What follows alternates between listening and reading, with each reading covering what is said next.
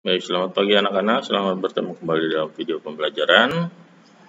Kali ini Bapak masih menyampaikan materi tema 1, subtema 3, pembelajaran yang terakhir, pembelajaran 6, halaman 150 sampai 155, dengan muatan pembelajaran IPA, Bahasa Indonesia, SBDP, dan evaluasi di akhir pembelajaran nanti ya. Kita awali dengan pembelajaran 6, yaitu bermain bersama teman sangat menyenangkan. Kamu dapat menerapkan menerapkan nilai-nilai Pancasila ketika bermain. Nilai-nilai manakah yang sudah kamu terapkan? Nah, kamu bisa bermain bersama keluarga di rumah atau bersama teman-teman sekampung kalau masih di rumah ya. Berikutnya kita akan membaca. Tumbuhan di Indonesia banyak dimanfaatkan sebagai pewarna. Nah, kemarin kalian sudah berbicara tentang hewan, sekarang tumbuhan. Kunyit digunakan sebagai pewarna apabila kita membutuhkan warna kuning. Tanaman bit menghasilkan warna merah, atau sekarang biasa menggunakan buah naga ya. Kemudian warna hijau bisa dari sawi dan pandan. Nah, tahukah kamu bahwa selain menghasilkan warna hijau, pandan juga memiliki aroma yang wangi. Nah, pohonnya ilustrasinya seperti ini. Kita lihat bagaimana caranya sebuah pandan bisa diolah menjadi pewarna ya. Kita lihat.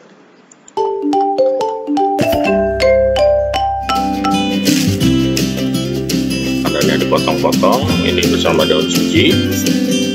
Kemudian masukkan blender, tambahkan air sedikit, di blend sampai halus. Kemudian disaring.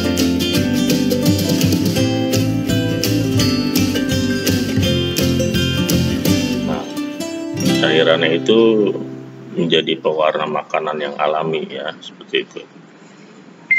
Nah, ini diambil dari YouTube ini, kalian bisa lihat selengkapnya di alamat YouTube tersebut ya. Kita lanjutkan. Daun pandan yang wangi. Sini ada bacaan. Daun pandan adalah tumbuhan semak. Daun ini banyak tumbuh di negara-negara Asia Tenggara. Di Indonesia, tanaman pandan disebut dengan nama pandan wangi atau pandan rampe. Penduduk Thailand menyebutnya dengan bai tui. Di Vietnam, daun pandan dikenal sebagai lat dua. Kelai daun pandan berbentuk pita, tipis, licin, dan berujung runcing. Ukuran panjang daun adalah 40-80 cm dengan lebar 3-5 cm. Daun pandan berwarna hijau. Masyarakat memanfaatkan pandan sebagai rempah-rempah dan sebagai bahan baku pembuatan minyak wangi. Bisa jadi minyak wangi.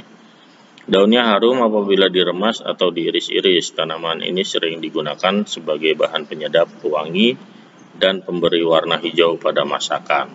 Nah, tugas kalian adalah buatlah kesimpulan dari teks di atas. Kemudian tuliskan pada kolom tersebut di buku paket kalian. Nah, Bapak sudah mencontohkan seperti ini. Daun pandan adalah tumbuhan semak. Helai daun pandan berbentuk pita, tipis, licin, dan berujung runcing.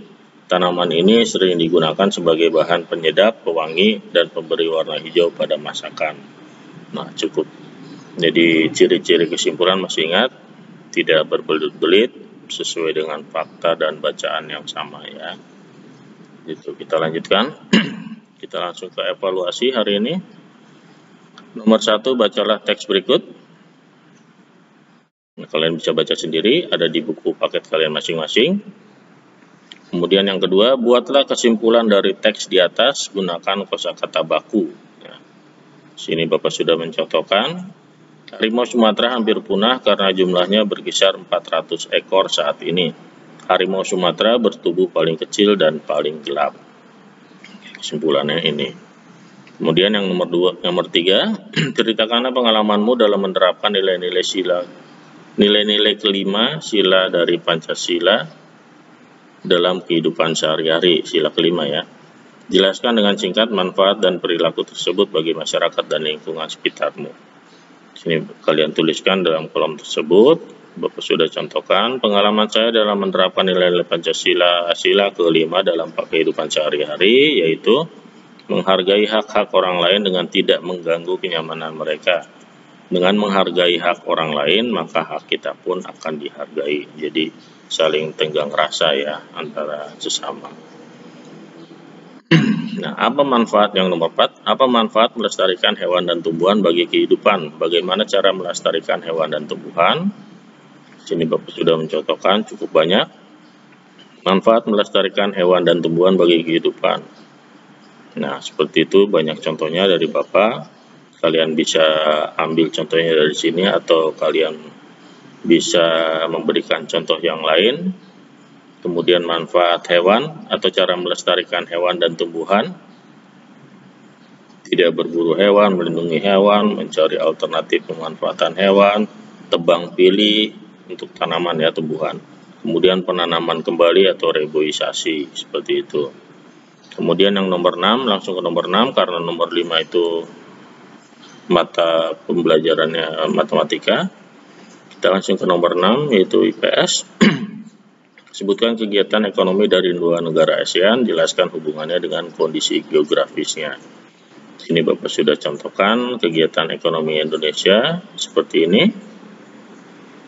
Sini mengekspor hasil bumi, tadi seperti yang sudah disebutkan, timah, tembaga, dan lain-lain. Kemudian menghasilkan pupuk, mengekspor hasil laut.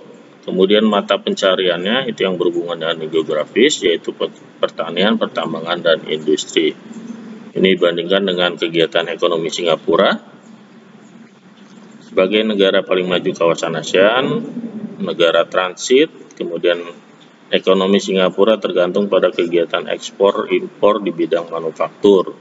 Kemudian yang terakhir, Singapura menjadi negara tujuan untuk investasi berbagai negara.